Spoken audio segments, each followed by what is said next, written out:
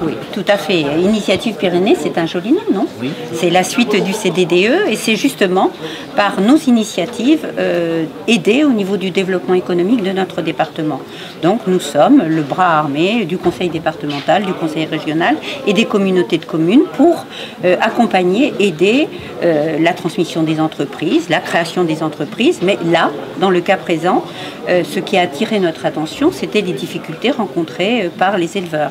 Notre département est vraisemblablement moins touché que d'autres.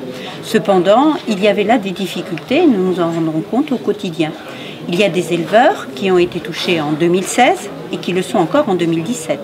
Ils n'ont pas encore perçu l'intégralité des aides de 2016. Ils n'ont reçu que 70%, les 30% restants ne leur étant versés par l'État qu'au mois d'avril. Donc à partir de ce moment-là, ils avaient des difficultés de trésorerie qu'il nous fallait régler en l'immédiat. Il ne s'agissait pas de faire un dossier de 5 pages avec je ne sais combien de demandes de garantie. Il s'agissait pour nous de répondre à l'instant T à une difficulté T sur un département. Et donc, avec Bigorre Initiative, notre directrice Marie-Laure Néaume et ses collaborateurs, nous avons donc reçu les agriculteurs et nous mettons donc un prêt à 0%, un prêt sans intérêt, qui va permettre de passer ce cap difficile et de donner la trésorerie nécessaire à nos éleveurs dans l'attente du versement de l'aide de l'État de 2016.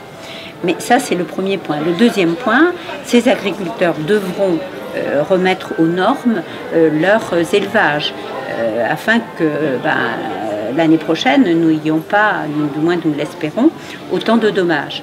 Pour ce faire, le conseil régional est très impliqué, mais nous les aiderons, nous, toujours avec des prêts à taux zéro, donc sans intérêt, qui permettent de débloquer le tour de table bancaire. Parce que quand on réunit les banquiers, il faut toujours un apport personnel. Cet apport personnel, il peut être celui de Bigorre Initiative.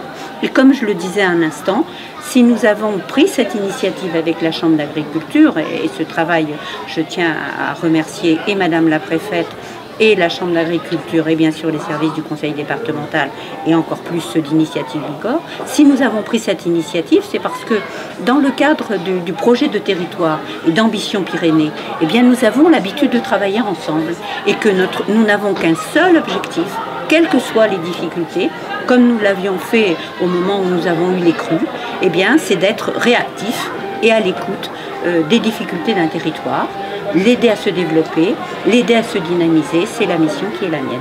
De quel montant vous disposez? Ah ben, on n'a pas de montant, on n'a pas donné d'enveloppe.